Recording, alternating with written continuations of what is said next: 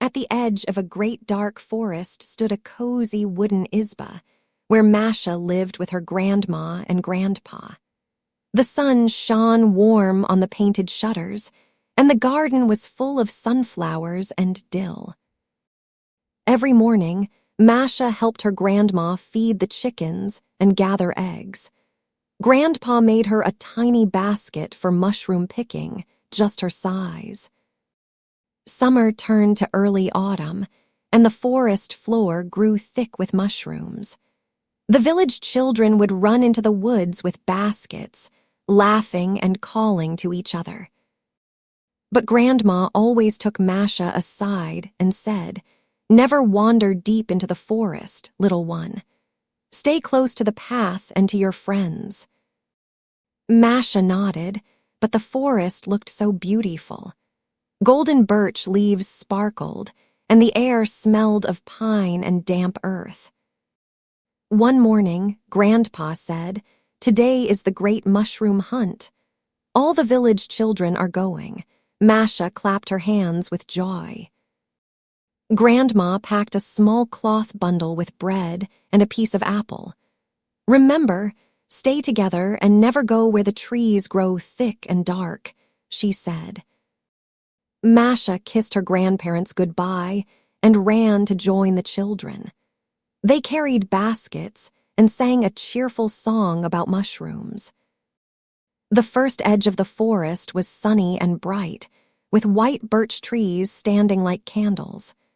Mushrooms hid under the leaves red caps, brown caps, yellow ones too. Masha found a big russula, then a honey mushroom cluster. Her basket grew heavy and her heart grew light. Suddenly, she spotted something amazing, a huge, bright red mushroom with white spots, the most beautiful mushroom she had ever seen.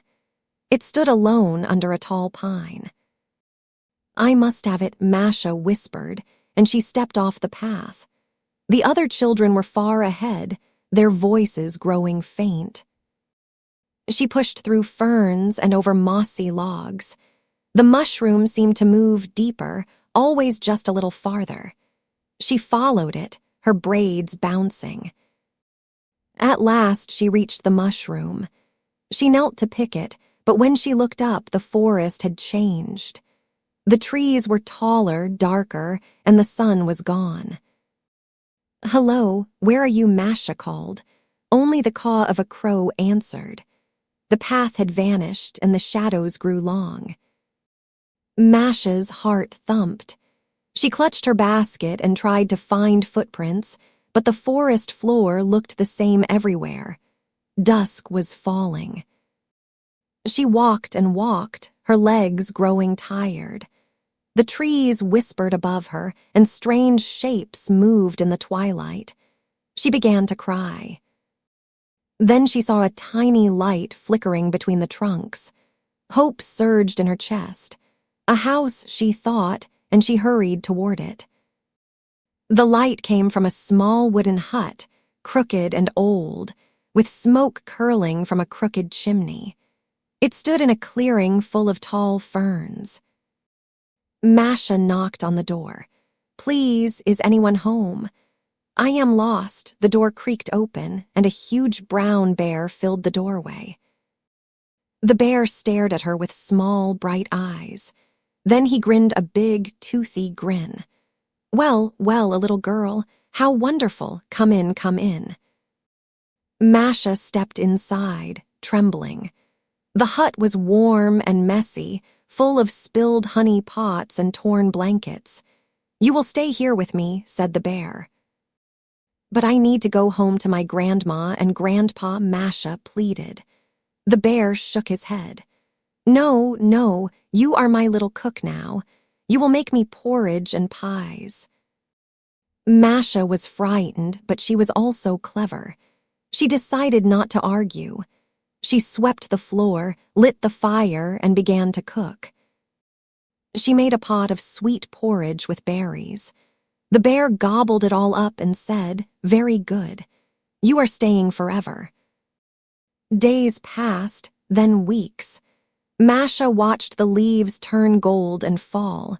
She thought of her grandparents and the little Isba by the forest. She missed them terribly. Winter came, and the bear snored all day. Masha sat by the window, watching the snow pile up. "I must be clever," she whispered to herself. "I cannot fight the bear, but I can outthink him." Spring arrived, and the bear began to stir. "I am hungry for pies," he said. Masha's eyes lit up. "I will bake you the best pies," she said, "if you take them to my grandparents." The bear grumbled. "I will take the pies, but you stay here. I will not let you escape." Masha nodded, pretending to agree. She baked a huge batch of pies, golden, sweet, and fragrant. Then she found a very large basket and placed a layer of pies at the bottom.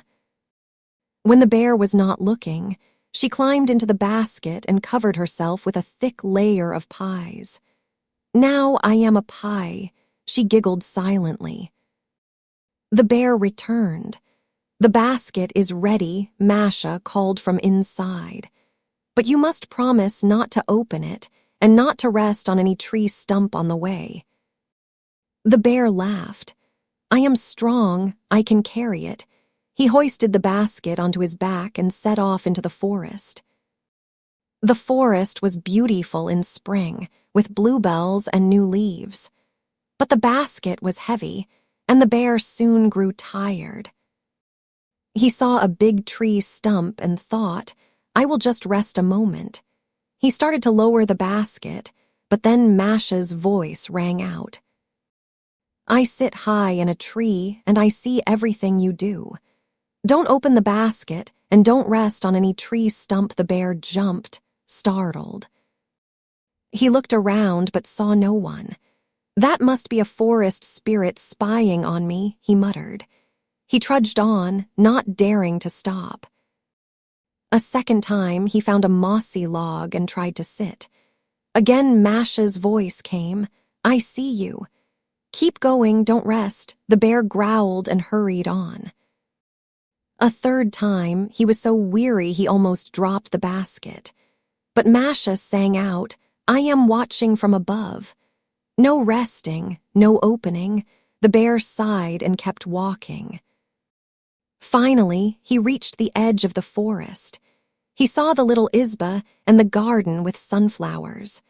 The farm dogs began to bark and run toward him. The bear dropped the basket and ran, terrified of the dogs. "That girl, she tricked me," he roared as he disappeared into the trees. Grandma and Grandpa came out of the Isba. They saw the basket and recognized the bright kerchief peeking out. "Could it be?" they whispered. They lifted the lid of the basket, and Masha burst out, covered in pie crumbs and laughing. I'm home," she cried. Grandma fell to her knees and hugged her tightly. "Our clever girl. We thought we had lost you forever." Tears streamed down her cheeks. Grandpa lifted Masha into the air and spun her around. "You outwitted a bear. You are the bravest, cleverest child in all the land." That evening, the whole village came to hear Masha's story. The children stared wide-eyed as she told how she hid in the basket and called out from her hiding place. Grandma made a big feast. Blinny with sour cream, mushroom soup, and sweet tea from the samovar. Masha ate until her tummy was full. From that day on, Masha never wandered deep into the forest alone. But she was not afraid. She knew that cleverness and courage are stronger than any bear. Every spring, when the first mushrooms appeared, Grandma would tell the story of the little girl who became a pie and tricked the great bear.